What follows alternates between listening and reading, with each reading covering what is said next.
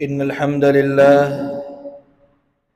نحمده ونستعينه ونستغفره ونؤمن به ونتوكل عليه ونعوذ بالله من شرور أنفسنا وسيئات أعمالنا من يهده الله فلا مضل له ومن يضلله فلا هادي له وأشهد أن لا إله إلا الله وحده لا شريك له وأشهد أن محمدًا عبده ورسوله أما بعد فإن خير الحديث كتاب الله وخير الهدي هدي محمد صلى الله عليه وسلم وشر الأمور محدثاتها وكل محدثة بدعة وكل بدعة ضلالة وكل ضلالة في النار. قال الله جل وعلا في كلامه المجيد: أعوذ بالله من الشيطان الرجيم وما خلقت الجن والإنس إلا ليعبدون ما أريد منهم من رزق وما أريد أن يطعمون إن الله هو الرزاق ذو القوة المتين. ہر قسم کی حمد و ثناء کبریائی وحدانیت اللہ وحدہ لا شریک کے لیے ہے، جو ہمارا خالق و مالک ہے، ہمارا معبود برحق ہے، اور لا تعداد بے شمار درود و سلام آپ صلی اللہ علیہ وسلم کی ذات گرامی پر اور آپ کے اصحاب پر، آپ کے ازواج مطہرات پر. ہم اللہ تعالیٰ سے دعا گو ہیں، اللہ ان تمام لوگوں کے درجات کو بلند فرما اور ہمیں ان کے نقش قدم پہ چلنے کی توفیق عطا فرما. عزیز بھائیو،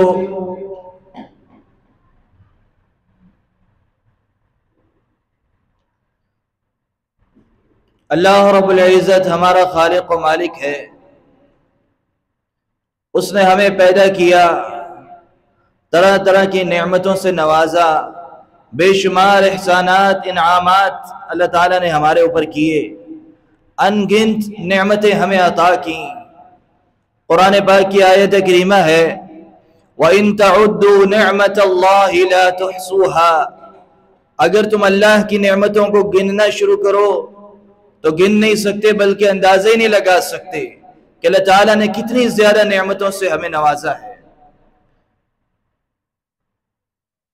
اب یہ جو کچھ بھی اللہ تعالیٰ نے ہمیں عطا کیا، ہماری پیدائش سے لے کر تمام انعامات تک، تو یہ سب کچھ اللہ تعالیٰ نے بیکار نہیں پیدا کیا. ہمیں پیدا کیا، ہمارے لیے زمین کو پیدا کیا، آسمان کو پیدا کیا، زمین سے رزق کا انتظام کیا، طرح طرح کی مختلف قسم کی انواع کی کھانے کی چیزیں نعمتیں پیدا کی. یہ سارا جو نظام ہے یہ کوئی بیکار نہیں ہے، فضول نہیں ہے، بلا مقصد بے مقصد پیدا نہیں کیا گیا. اللہ تعالیٰ نے اس کو بڑے عظیم مقصد کے لیے پیدا کیا ہے. بہت بڑے مقصد کے لیے اللہ تعالیٰ نے ہمیں اس دنیا میں بھیجا ہے، بہت بڑی ذمہ داری دے کے بھیجا ہے، اور وہ یہ ہے کہ ہم دنیا میں آ کر اللہ تعالیٰ کی عبادت کریں. دنیا میں ہم اللہ تعالیٰ کی عبادت کرنے کے لیے آئے ہیں. اور سورۃ الذاریات میں اللہ تعالیٰ نے ارشاد فرمایا: وَمَا خَلَقْتُ الْجِنَّ وَالْإِنسَ إِلَّا لِيَعْبُدُونَ. اللہ رب العزت فرماتا ہے، اور میں نے نہیں پیدا کیا جنوں اور انسانوں کو إِلَّا لِيَعْبُدُونَ، مگر اس لیے کہ وہ میری عبادت کریں. تو ہم اس دنیا میں کیا کام کرنے آئے ہیں؟ وقت ضائع کرنے نہیں آئے، وقت ضائع ٹائم پاس کرنے نہیں آئے، دنیا کی زندگی کو خوبصورت بنانے نہیں آئے، دنیا کے اندر بہتر سے بہتر زندگی گزر جائے، آسان سے آسان زندگی گزر جائے، یہ ہماری زندگی کا مقصد نہیں. دنیا میں ہماری ہر خواہش پوری ہو، یہ بھی ہماری زندگی کا مقصد نہیں ہے. ہماری زندگی کا مقصد ہے، اللہ تعالیٰ نے ہمیں عبادت کے لیے پیدا کیا ہے، اور یہ ہمارا امتحان ہے کہ ہم اس مقصد کو پورا کرتے ہیں کہ نہیں کرتے. تو یہ دنیا دار الامتحان ہے. امتحان کی جگہ ہے اور آخرت دار الجزا ہے، بدلے کی جگہ ہے، جزا کی جگہ ہے، نتیجہ آخرت میں ملے گا۔ تو دنیا امتحان کی جگہ ہے اور آخرت بدلے کی جگہ ہے۔ ہم ہر قسم کی خوشی دنیا میں ہی لینا چاہتے ہیں اور چاہتے ہیں کہ ہمیں کوئی پریشانی نہ آئے، ہر قدم قدم پہ ہمیں خوشی ہی خوشی ملے، ہماری ہر خواہش پوری ہو۔ ہر بندہ یہ چاہتا ہے، جبکہ یہ دنیا خواہشات پوری کرنے کی جگہ نہیں ہے، بلکہ دنیا خواہشات کو مار کر اللہ رب العزت کے احکامات کی پابندی کرنے کی جگہ ہے، اور جس کے نتیجے میں اللہ تعالیٰ انعام کے طور پہ جب اپنے بندوں کو جنت کے اندر داخل کرے گا تو اللہ تعالیٰ جنتیوں سے کہے گا کہ جو چاہتے ہو وہ بولو وہ تمہیں ملے گا، جو خواہش کرنی ہے کرو وہ تمہیں عطا کیا جائے گا۔ اور سورہ قاف کی آیت کریمہ ہے، اللہ تعالیٰ فرماتا ہے لَهُمْ مَا يَشَاءُونَ فِيهَا وَلَدَيْنَا مَزِيدٌ، ان کے لیے یعنی جنتیوں کے لیے لَهُمْ مَا يَشَاءُونَ فِيهَا، جنتی جنت میں جو چاہیں گے، جو دل میں آئے گا وہ اللہ تعالیٰ سے مانگیں گے، اللہ تعالیٰ فرماتے ہیں انہیں وہ دیا جائے گا، ان کے لیے وہ ہوگا جو بھی وہ خواہش کریں گے۔ کیسی خوبصورت بات ہے کہ دل میں خواہش ہو اور فوراً اللہ تعالیٰ ہمیں وہ دے دے۔ یہ کہاں پہ ہونا ہے؟ دنیا میں نہیں ہونا، یہ کہاں ہونا ہے؟ جنت میں ہونا ہے۔ اور ہم جلد باز ہیں، ہم چاہتے ہیں کہ یہی معاملہ ہمارے ساتھ کہاں ہو جائے؟ دنیا میں ہو جائے۔ ایسا نہیں ہونے والا، دنیا الٹا آزمائش کی جگہ ہے۔ کافروں کو اللہ تعالیٰ نے ڈھیل دی ہے، بڑا مال اور دولت دیا ہے، بڑی دنیا کی رنگینیاں ان کو دی ہیں۔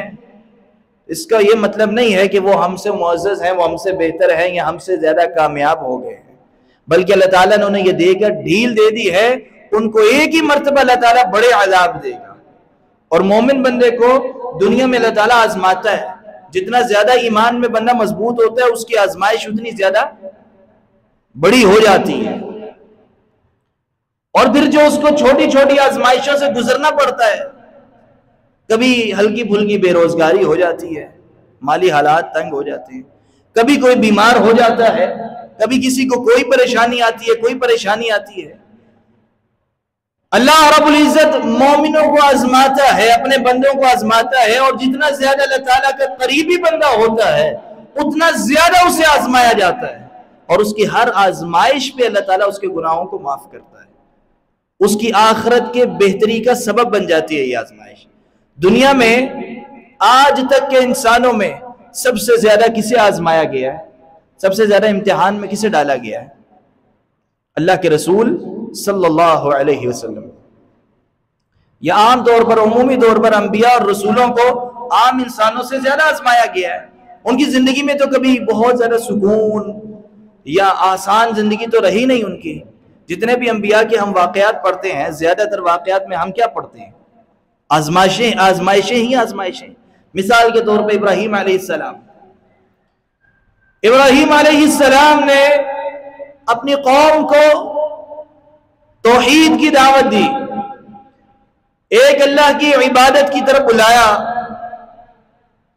ان کی قوم نے ان کے ساتھ کیا سلوک کیا؟ حق بات، سچ بات ماننے کی بجائے، سیدھا راستہ اختیار کرنے کی بجائے ابراہیم علیہ السلام کو پکڑ کے کتنا بڑا ظلم کیا کہ پوری قوم اکٹھی ہوئی اور ایک بڑی سی آگ بھڑکائی اور برہنہ کر کے، کپڑوں میں بھی نہیں، کیسے برہنہ کر کے ساری دنیا کے سامنے ابراہیم علیہ السلام کو آگ میں ڈال دیا گیا۔ اب ذرا تصور کریں ایک لمحے کے لیے، کیا ہم میں سے کبھی کسی کو کوئی ایسی مشکل آئی ہے؟ کبھی ایسی بڑی آزمائش آئی ہے کہ کسی کو آگ میں ڈال دیا جائے برہنہ کر کے؟ کتنا مشکل کام ہے، کتنا زیادہ صبر چاہیے بندے کو برداشت کرنے کے لیے۔ ابراہیم علیہ السلام نے کیا کیا؟ صبر کیا۔ ایک فرشتہ آیا ابراہیم علیہ السلام کے پاس۔ اب دیکھنا یہاں پہ ایمان کتنا مضبوط ہوتا ہے ایسے لوگوں کا۔ ابراہیم علیہ السلام کے پاس ایک فرشتہ آیا اور آ کے کہنے لگا ابراہیم میرے لائق کوئی خدمت. ابراہیم علیہ السلام نے اسے مدد نہیں مانگی، کوئی ڈیمانڈ نہیں کی، اس کے سامنے کسی قسم کی محتاجی کا اظہار نہیں کیا، کچھ نہیں مانگا، کوئی سوال نہیں کیا کہ آگ بجھا دو یا مجھے یہاں سے لے کے اڑی جاؤ. فرشتہ کر سکتا ہے کہ نہیں کر سکتا؟ اپنے پڑوں پہ بٹھاتا ہوا ابراہیم علیہ السلام کو آگ میں ڈلنے سے بچا لیتا. جیسے ادریس علیہ السلام کی وفات کہاں پہ ہوئی ہے؟ چوتھے آسمان پہ ہوئی ہے. ادریس علیہ السلام کی وفات چوتھے آسمان پہ، فرشتہ آسمانوں پہ لے کے گیا، وہاں جا کے وفات ہوئی. فرشتہ آیا ابراہیم علیہ السلام کے پاس، ابراہیم علیہ السلام اتنی مشکل میں ہیں، انہیں آگ میں ڈالا جا رہا ہے. فرشتہ کہتا ہے میرے لائق کوئی خدمت. انہوں نے کوئی خدمت اس سے کس لیے نہیں مانگی؟ کیونکہ وہ کبھی یہ گوارا نہیں کر سکتے تھے کہ اللہ تعالیٰ کی طرف سے توجہ ہٹ کے فرشتے کی طرف جائے. اور کیا کہا؟ حسبی اللہ، میرے لیے اللہ کافی ہے. یعنی یہ بھی گوارا نہیں کیا کہ میں فرشتہ جو مدد کرنے کی طاقت رکھتا ہے اس کے سامنے بھی ہاتھ پھیلاؤں، یہ بھی گوارا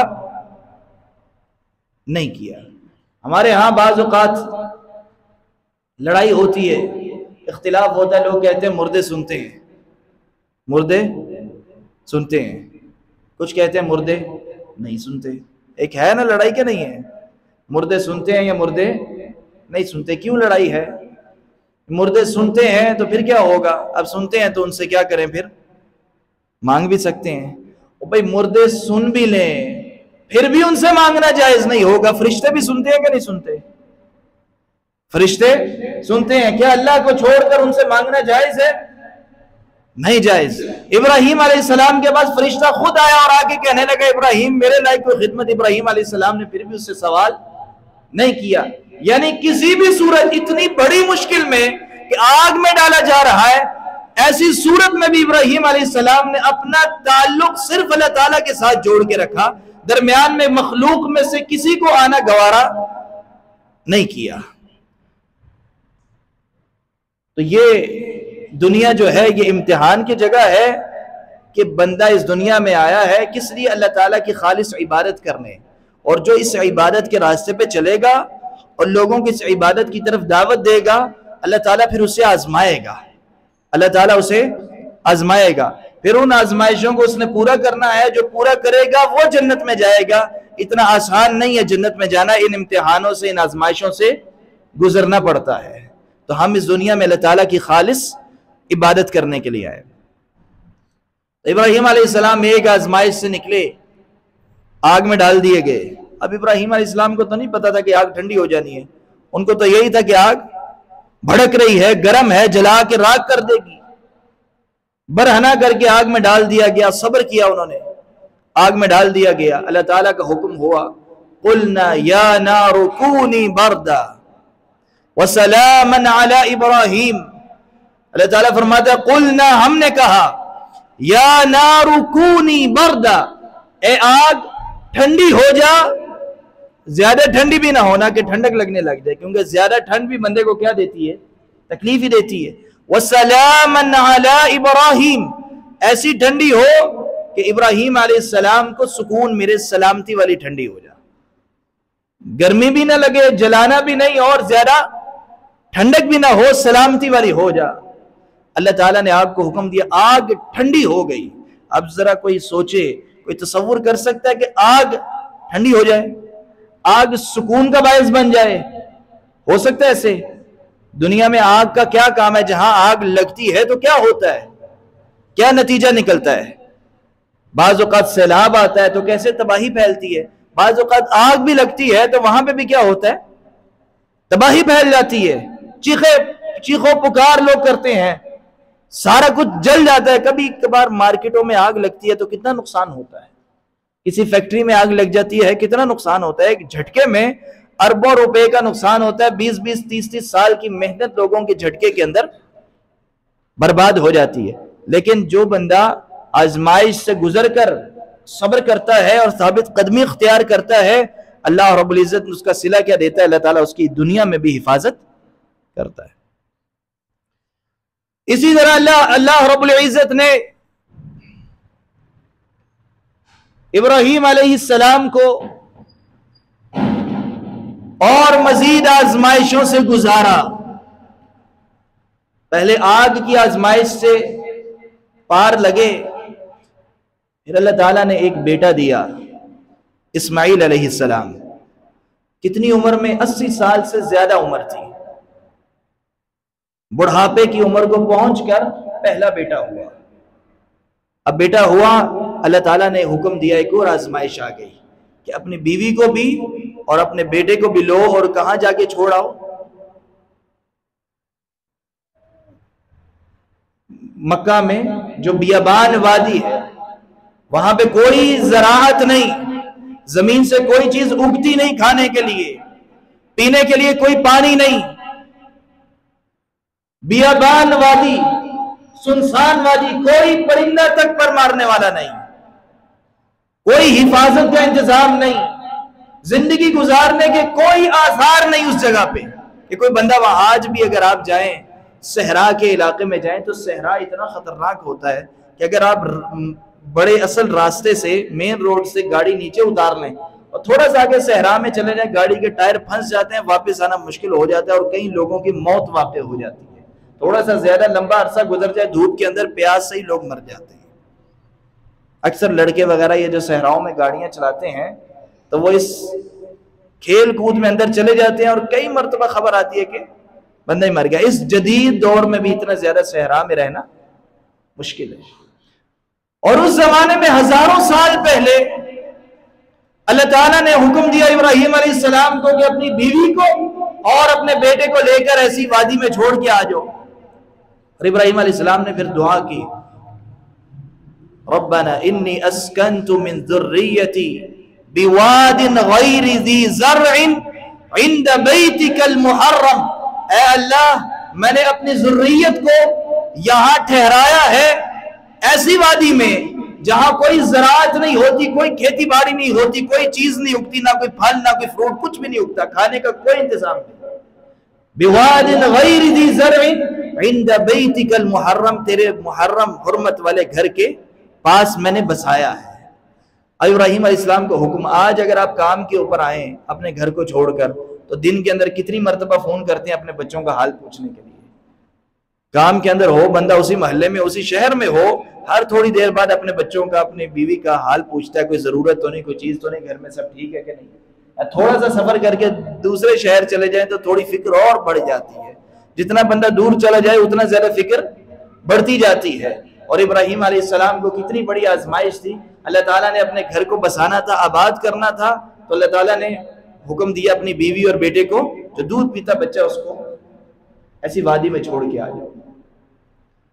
پھر اللہ تعالیٰ نے اس آزمائش کو بھی پورا کیا اور پھر اس میں بھی ایک بڑا اہم رول، اہم ذمہ داری جو نبھائی ہاجرہ علیہ السلام نے.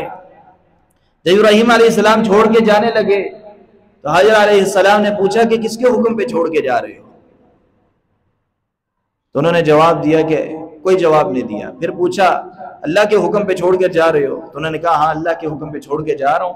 تو آگے سے ہاجرہ علیہ السلام نے کیا کہا کہ اگر اللہ کے حکم پر چھوڑ کر جا رہے ہو تو اللہ تعالیٰ ہمیں ضائع نہیں کرے گا. اب دیکھیں آج کل کی عورتوں کے اندر کتنی زیادہ بے صبری ہوتی ہے، کتنی زیادہ بے چینی ہوتی ہے. عورتوں کی اگر کوئی چھوٹی سی خواہش پوری نہ ہو تو پورے گھر کو سر پہ اٹھا لیتی ہیں اور ایسے ایسے ناشکری والے الفاظ نکالتی ہیں کہ بندے کو سن کر ڈر لگتا ہے کہ اللہ کا عذاب نہ آ جائے، اتنی ناشکری کرتی ہیں بعض اوقات. اور حدیث میں بھی آیا، آپ صلی اللہ علیہ وسلم نے فرمایا کہ مجھے جنت اور جہنم دکھائی گئی اور میں نے جنت کے اندر زیادہ فقراء کو دیکھا ہے. جنت کے اندر زیادہ تعداد کن لوگوں کی ہے؟ فقراء کی. اور پھر فرمایا آگ کے اندر میں نے زیادہ دیکھا ہے کہ آگ کے اندر زیادہ عورتیں تھیں. آگ کے اندر عورتوں کی بڑی تعداد کو دیکھا. یہ صحیح حدیث ہے. پھر کیوں؟ آگے وجہ بھی بیان کی کیوں. اللہ کے رسول صلی اللہ علیہ وسلم نے فرمایا کیونکہ یہ آپ اپنے خاوند کی ناشکری کرتی ہیں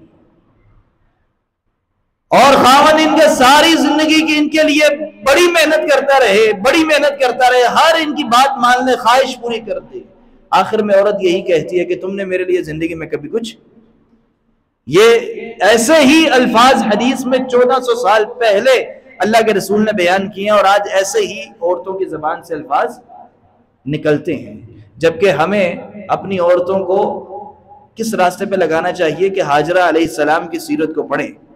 کہ انہوں نے جب سنا کہ اللہ کے حکم سے چھوڑ کے جا رہے ہیں، خاوند چھوڑ کے جا رہا ہے دور علاقے میں، اور چھوڑ کے جہاں جا رہے ہیں وہاں کچھ بھی نہیں، پینے کے لیے پانی بھی تک نہیں ہے، پھر بھی اگر اللہ کے حکم پہ سنا کہ اللہ کے حکم پہ چھوڑ کے جا رہے ہیں تو صبر کیا اور راضی ہو گئے، اس کے اوپر مطمئن ہو گئے، کوئی شکوہ شکایت نہیں کی، کوئی رونا دھونا لے کر نہیں بیٹھی۔ تو آج ہماری عورتوں کو بھی چاہیے رونا دھونا نہیں کرنا چاہیے، بلکہ آج تم آدمی بھی اس کام کے اندر لگے ہوئے ہیں، ہر بندہ شکوے شکایتیں حالات کا رونا دھونا لے کے بیٹھا ہوا ہے۔ بھائی آپ ان لوگوں کی سیرتیں پڑھیں، ابراہیم علیہ السلام کی سیرتیں پڑھیں، انہوں نے کتنی آسان زندگی گزاری ہے، کتنی سہولت والی زندگی گزاری ہے۔ آج ہمارے پاس جو گھر ہے نا، اگر غور کریں آج جیسی زندگی ہم گزار رہے ہیں، غریب سے غریب آدمی بھی آج کے دور کا پرانے زمانے کے بادشاہوں سے زیادہ سہولت والی زندگی گزار رہا ہے۔ پرانے زمانے کے جو بڑے بڑے بادشاہ گزرے ہیں ان کے پاس بھی ہمارے جیسے گھر نہیں تھے، وہ بھی مٹی کے گھروں میں رہتے تھے۔ آج کے دور کا غریب آدمی بھی پہلے زمانے کے بادشاہوں سے اچھی زندگی گزار رہا ہے۔ اس لیے مایوسی والی باتیں کرنا، بے بسی والی شکوے شکایتیں والی باتیں کرنا، یہ مسلمان بندے کے شایان شان نہیں ہے۔ جس حالات میں بھی آپ کو اللہ تعالیٰ نے رکھا ہے اس کے اندر راضی ہونا چاہیے، اور اللہ تعالیٰ کبھی کسی کو کچھ دے کر آزماتا ہے اور کبھی کسی سے کچھ لے کر آزماتا ہے۔ اور حدیث مبارکہ آپ صلی اللہ علیہ وسلم نے فرمایا کہ مجھے مومن بندے کے حال پہ بڑا تعجب ہوتا ہے، مومن بندے کا حال جو ہے بڑا حیرت والا ہے کہ اگر اللہ تعالیٰ اسے کچھ نعمت دیتا ہے تو وہ تب بھی الحمدللہ کہتا ہے، اور اللہ تعالیٰ جب مومن بندے سے کچھ چھین لیتا ہے، لے لیتا ہے، تب بھی الحمدللہ کہتا ہے۔ اچھا جب دیتا ہے اللہ تعالیٰ تب تو سمجھ آتی ہے کہ اللہ کا شکر ادا کر رہا ہے اور کیا کہہ رہا ہے؟ الحمدللہ۔ لیکن جب چھین لیا اللہ تعالیٰ نے تب کیوں الحمدللہ کہہ رہا ہے؟ تب وہ اللہ تعالیٰ کے آزمائش پہ صبر کرتے ہوئے الحمدللہ کہہ رہا ہے کہ اللہ تعالیٰ نے مجھے صبر کی توفیق دی ہے، اس پہ بھی اللہ تیری تعریف ہے۔ تو ہر حال میں کیا کرنا ہے؟ الحمدللہ کہنا ہے، ہر حال میں اللہ تعالیٰ کا شکر ادا کرنا ہے۔ اب ذرا دیکھیں ابراہیم علیہ السلام آزمائش سے گزرے، اپنے بیوی اور بچے کو چھوڑ کر گئے، آزمائش تھی کتنی مشکل کہ پینے کو پانی نہیں تھا، تھوڑا بہت جو تھا وہ ختم ہو گیا، اب بچہ رونے لگا۔ حاجرہ علیہ السلام کبھی صفا پہاڑی پہ چڑھ رہی، کبھی مروہ پہ چڑھ رہی، کبھی صفا پہ چڑھ رہی، کبھی مروہ پہ چڑھ رہی۔ پھر جب 7واں چکر تھا تو پھر پانی کی آواز آئی، اللہ رب العزت نے زمین سے چشمہ جاری کر دیا، کوئی بڑی بڑی مشینری نہیں آئی، سروے کرنے والے نہیں آئے کھدائی کرنے کے لیے۔ آج بھی اگر آپ سعودی عرب کے اندر جائیں تو پانی زمین سے نہیں نکلتا، لوگوں نے ایک تنزیہ یا مذاق والا جملہ بنایا ہوا ہے کہ وہاں پیٹرول سستا ہے اور پانی مہنگا ہے۔ آج کے دور میں بھی اس زمانے میں کتنا مشکل ہوگا، لیکن جب اللہ رب العزت کی آزمائش کے اوپر کوئی ثابت قدمی اختیار کرے، صبر کرے مشکل کے وقت، تو اللہ تعالیٰ بندے کو ضائع نہیں کرتا۔ ایسا چشمہ اللہ تعالیٰ نے جاری کیا، ایسا چشمہ جاری کیا کہ پوری دنیا کا ہر آدمی وہ پانی پینا چاہتا ہے۔ یعنی آج سب سے بڑا تحفہ اگر کوئی مکہ سے حج یا عمرہ کر کے آئے تو کیا ہے؟ کیا ہوتا ہے؟ زمزم کا پانی۔ یہ کہاں سے نکلا ہے؟ یہ ابراہیم علیہ السلام کی قربانی ہے، ان کی بیوی اور ان کے بیٹے حاجرہ علیہ السلام، ان کے بیٹے اسماعیل علیہ السلام کی قربانی کا نتیجہ اللہ تعالیٰ نے اتنا بڑا انعام دیا ہے۔ اور زمزم کا کنواں کئی مرتبہ اوپر سے بند کر دیا گیا ہے، اس کے باوجود بھی وہ سوکھا نہیں ہے۔ جب کھولا ہے تاریخ میں تو دوبارہ پانی جاری ہو گیا، اور یہ کبھی بھی پانی بند نہیں ہوگا۔ آج ہمارے ہاں بھی بہت زیادہ شور ڈلتا ہے، اکثر میڈیا کے اندر پانی کی سطح زمین سے نیچے جا رہی ہے، پریشان ہو جاتے ہیں، لیکن اللہ رب العزت کے ہاتھ میں یہ سارا نظام، اللہ تعالیٰ جہاں چاہے نعمتیں چھین لے اور جہاں چاہے عطا کر دے۔ تو اللہ تعالیٰ نے جب کسی کو آزمانا ہوتا ہے تو اللہ تعالیٰ بندے اپنے کو ضائع نہیں کرتا۔ پھر اسماعیل علیہ السلام بڑے ہوئے، وہیں پہ ایک قبیلہ آباد ہوا جو گزر رہا تھا، اسی قبیلے کی ایک عورت سے شادی ہو گئی، ایک لڑکی سے شادی ہو گئی، اسماعیل علیہ السلام کے جوان ہوئے۔ تو بعد میں پھر ابراہیم علیہ السلام آئے، بڑے لمبے عرصے کے بعد، جوانی تک دوبارہ ملنے ہی نہیں آئے، بچپن میں چھوڑ کے گئے اور جوانی تک دوبارہ ملنے نہیں آئے، جوانی کے بعد شادی ہو گئی تو ملنے کے لیے آئے۔ اب یہاں پہلا نقطہ غور سے سننا ذرا۔ گھر آئے، بیوی نے دروازہ کھولا، اسماعیل علیہ السلام گھر میں نہیں تھے، پوچھا کیسے حالات چل رہے ہیں؟ بیوی نے آگے سے کیا کیا؟ شکوے شکایتیں شروع کر دی کہ حالات بڑے تنگ ہیں، بڑی مشکل سے گزر بسر ہو رہا ہے، بڑی مشکل زندگی ہے۔ ابراہیم علیہ السلام نے کہا تمہارا خاوند آئے تو اس کو سلام دینا اور کہنا کہ اپنے گھر کی چوکھٹ کو بدل دے۔ اسماعیل علیہ السلام آئے اور آ کے ان کو جب بتایا گیا کہ ایک بزرگ ایسے آئے تھے اور سلام دیا اور کہا یہ سوال کیے اور جاتے ہوئے یہ کہے گے کہ اپنے گھر کی چوکھٹ کو بدل دیں، تو اسماعیل علیہ السلام کو سمجھ آ گئی کہ میرے والد تھے اور ان کا حکم ہے کہ میری بیوی کو میں طلاق دے دوں۔ کیوں طلاق دے دوں؟ کس وجہ سے؟ کہ اسماعیل علیہ السلام اللہ کے نبی اللہ تعالیٰ نے نبی بنانا ہے، اور نبی کی شایان شان ہی نہیں کہ اس کی بیوی کیا کرے؟ شکوے کرے، شکایتیں کرے، حالات کا رونا لے کے بیٹھے، یہ نبی کی شایان شان نہیں ہے۔ اسماعیل علیہ السلام نے اسے طلاق دی، پھر ایک اور عورت سے شادی کر دی۔ اب اس نقطے سے بھی ہماری عورتوں کو بھی سمجھنا چاہیے، عقل کرنی چاہیے کہ اچھی اور نیک عورت کی خصلتوں میں سے بہت بڑی خصلت اور صفت یہ ہے کہ وہ ہمیشہ ہر حال میں اللہ کا شکر ادا کرنے والی ہوتی ہے۔ پھر دوسری شادی کی، پھر دوبارہ اسی طرح ابراہیم علیہ السلام آئے اور آ کے دوبارہ اسی دوسری بیوی سے بھی وہی سوالات کیے، پوچھا، اور اس نے پھر شکر ادا کیا اللہ کا۔ تو جاتے ہوئے کہ سلام دینا اپنے خاوند کو اور اسے کہنا اپنی چوکھٹ کو برقرار رکھے۔ اس کا مطلب کیا تھا کہ یہ بیوی اچھی ہے۔ تو اس سے یہ بھی نقطہ ہمیں پتہ چلا، جب کسی کو شادی کرنی ہو تو یہ چیز بھی دیکھا کریں، خالی خوبصورتی کے پیچھے نہیں جانا چاہیے۔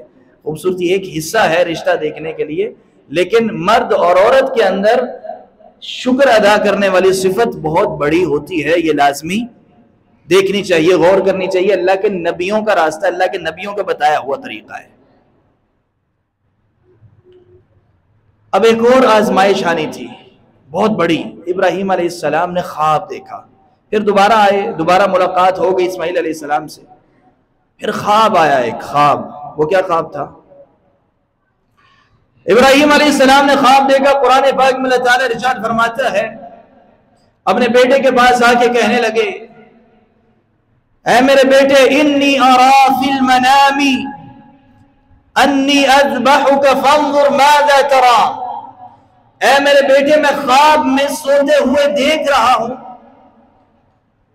انی اذبحک، یہ قرآن کے الفاظ ہیں، کہانی نہیں ہے کہ کوئی جھوٹی سچی کہانی مکس کر کے بتا دی جائے، نہیں۔ قرآن میں اللہ تعالیٰ نے فرمایا کہ ابراہیم علیہ السلام کہتے ہیں اپنے بیٹے سے، میرے بیٹے میں خواب میں دیکھ رہا ہوں سوتے ہوئے کہ میں تجھے ذبح کر رہا ہوں، انی اذبحک، میں تجھے ذبح کر رہا ہوں۔ الفاظ پہ غور کریں کہ باپ بیٹے کو کیا کر رہا ہے؟ اپنے ہاتھوں سے ذبح کر رہا ہے۔ فانظر ماذا ترى، اے میرے بیٹے تو غور کر، تیری کیا رائے ہے، تو کیا چاہتا ہے؟ اسماعیل علیہ السلام نے کیا جواب دیا؟ اچھا، انہیں پتا ہے کہ بات کس کی ہو رہی ہے، مجھے ذبح کرنے کی ہو رہی ہے۔ آج چھوٹا سا انجیکشن لگانا ہو نا کسی کو تو لوگوں کا دل چھوٹا پڑ جاتا ہے، خون نکلنا ہو تو لوگ بعض ہٹے کٹے جوان لڑکے بے ہوش ہو جاتے ہیں خون دیتے وقت یا خون نکلتے وقت یا ٹیسٹ کرواتے وقت۔ اور اسماعیل علیہ السلام کو کیا پتہ چل رہا ہے کہ اللہ کا حکم ہے کہ میرا باپ مجھے ذبح کرے، مجھے ذبح کرنے کی بات ہو رہی ہے اور مجھ سے ہی پوچھا جا رہا ہے کیا چاہتے ہو۔ اب ایک لمحے کے لیے بھی انہوں نے سوچا، جب سنا کہ اللہ تعالیٰ کا حکم ہے، اور یہ یاد رکھیں کہ اللہ کے نبیوں کا خواب، اللہ کے نبیوں کا خواب عام انسانوں کے خوابوں کی طرح کا نہیں ہوتا۔ عام انسان کا خواب سچا بھی ہو سکتا ہے اور جھوٹا بھی ہو سکتا ہے، لیکن نبیوں کا خواب ہمیشہ سچا ہوتا ہے اور وہ اللہ تعالیٰ کی طرف سے وحی ہوتا ہے۔ تو ابراہیم علیہ السلام کو فرشتے نے آ کے نہیں کہا کہ اپنے بیٹے کو ذبح کرو، انہوں نے کہاں دیکھا؟ خواب دیکھا، یعنی خواب ان کو اللہ کی طرف سے وحی تھا، حکم تھا کہ اپنے بیٹے کو ذبح کرو۔ تو نبیوں کا خواب بھی اللہ تعالیٰ کی طرف سے وحی ہوتا ہے۔ تو اسماعیل علیہ السلام نے کیا جواب دیا؟ یا ابت افعل ما تؤمر، یا ابتی، اے میرے باپ، افعل ما تؤمر، وہ کرو جس کا حکم دیا گیا ہے، یعنی سوچنے کی ضرورت نہیں ہے، مجھ سے پوچھنے کی اجازت کی ضرورت بھی نہیں ہے، جس کام کا حکم دیا گیا ہے وہ کام کرو۔ ستجدونی انشاءاللہ من الصابرین، اور کہنے لگے اے میرے باپ آپ مجھے ضرور صبر کرنے والوں میں سے پاؤ گے۔ اب ذرا سوچیں، کوئی ہم میں سے اتنی جرت والا ہے، اتنی بڑی قربانی دے سکتا ہے؟ کسی کو پتہ چل رہا ہو کہ مجھے اللہ کا حکم ہے ذبح کر دیا جائے، کسی کے اندر اتنی ہمت ہے کہ کھڑا ہو سکے؟ ہمارے سامنے تو حلال حرام کا مسئلہ آ جائے نا کہ بھئی یہ کمائی حرام کی ہے، تو ہم وہ تھوڑا سا حصہ چھوڑنے کے لیے تیار نہیں رہتے۔ 10,000 قسم کے مفتیوں سے پوچھتے ہیں کہ کسی نہ کسی طریقے یہ حرام کا مسئلہ حلال ہوا مل جائے۔ ایسے ہوتا کہ نہیں ہوتا؟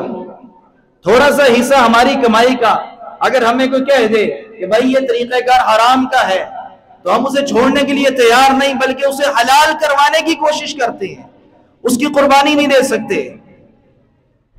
تو اسماعیل علیہ السلام کو پتہ چلا کہ مجھے ذبح کرنے کی بات ہو رہی ہے، وہ خود کیا کہہ رہے ہیں؟ جو حکم ملا ہے میرے باپ وہ کرو۔ اب ابراہیم علیہ السلام نے جب لٹایا اپنے بیٹے کو ذبح کرنے کے لیے، تو اللہ تعالیٰ نے فرمایا قد صدقت الرؤیا، اے ابراہیم تو نے اپنا خواب سچ کر دکھایا ہے۔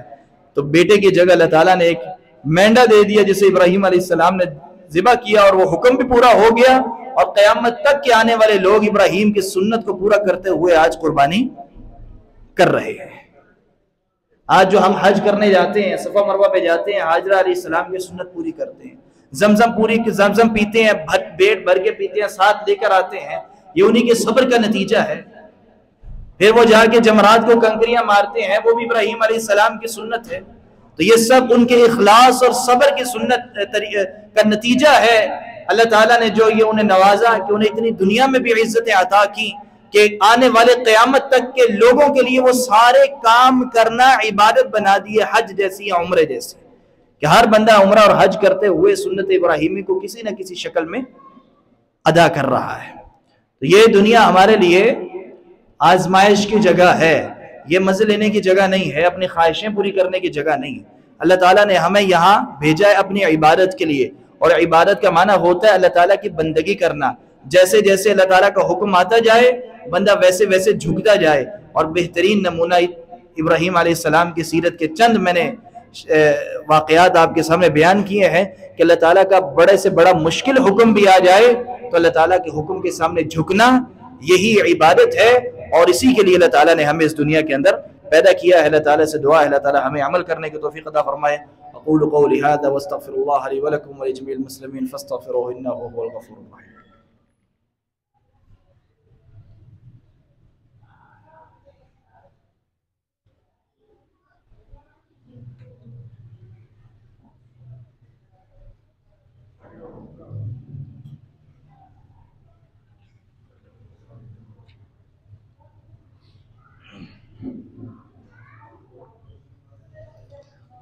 الحمد لله وحده والصلاة والسلام على من لا نبي بعده، أما بعد قال الله تعالى وإذ ابتلى إبراهيم ربه بكلمات فأتمهن قال إني جاعلك للناس إماما قال ومن ذريتي قال لا ينال عهد الظالمين۔ اللہ رب العزت نے ہر انسان کی اپنی اپنی ذمہ داری لگا کے بھیجی ہے۔ قیامت کے دن ہر بندے سے الگ الگ سوال ہوگا، کوئی کسی کی وجہ سے بچ نہیں سکتا، کوئی کسی کا سہارا نہیں بنے گا قیامت کے دن۔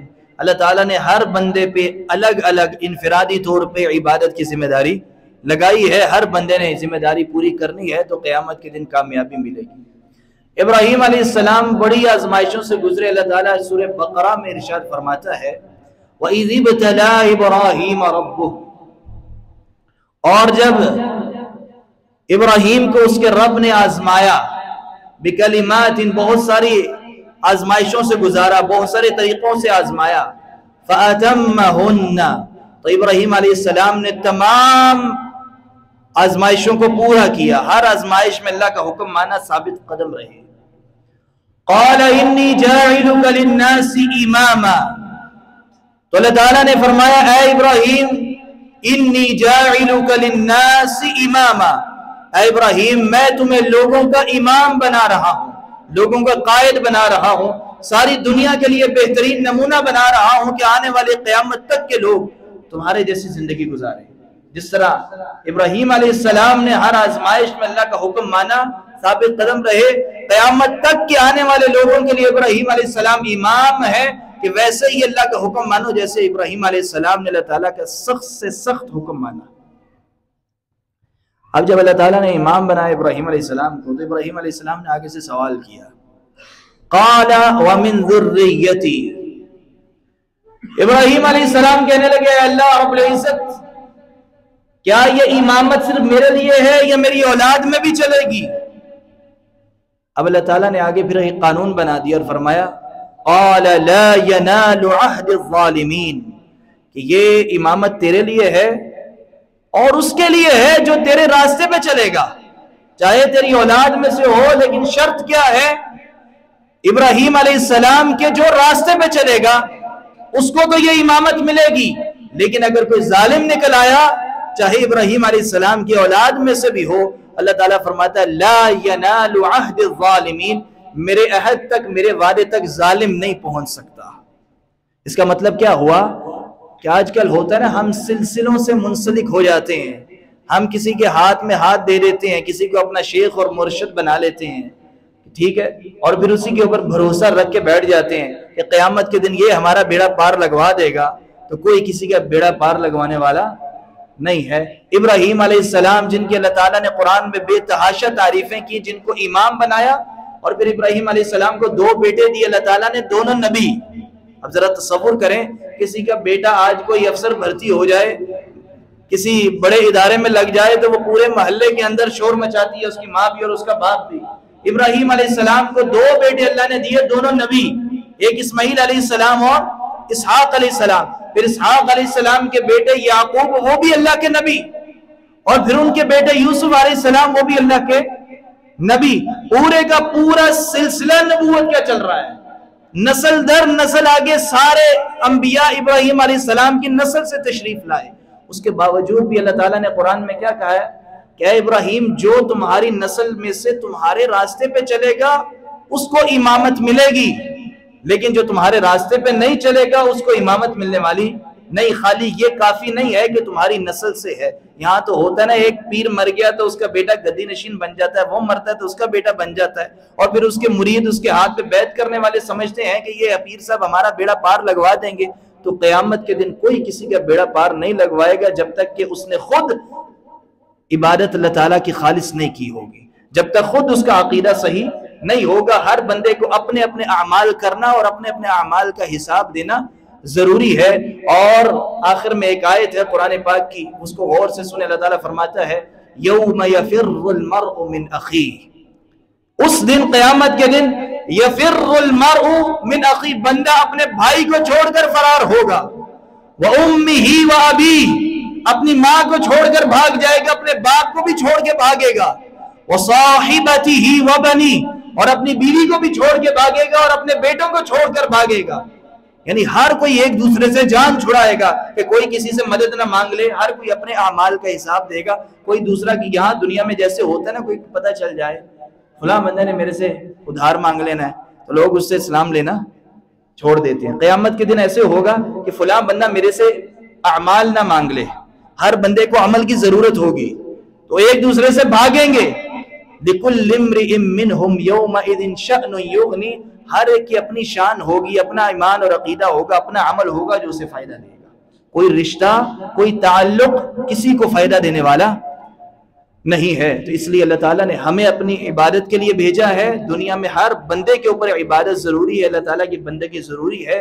تو اپنی زندگیوں کے اوپر غور کریں کہ ہم اس مقصد کے اندر پورا اتر رہے ہیں کہ نہیں اتر رہے۔ اللہ تعالیٰ سے دعا ہے اللہ تعالیٰ ہم سب کو اللہ تعالیٰ کی بھرپور عبادت کرنے کی توفیق عطا فرمائے، اپنا زیادہ سے زیادہ وقت اللہ تعالیٰ کی بندگی کے اندر گزارنے کی توفیق عطا فرمائے۔ اللہ تعالیٰ نے ہمیں اپنی عبادت کے لیے پیدا کیا، اللہ تعالیٰ کی ہم خالص عبادت کریں، اللہ تعالیٰ ہمارے عقائد کی اصلاح فرمائے۔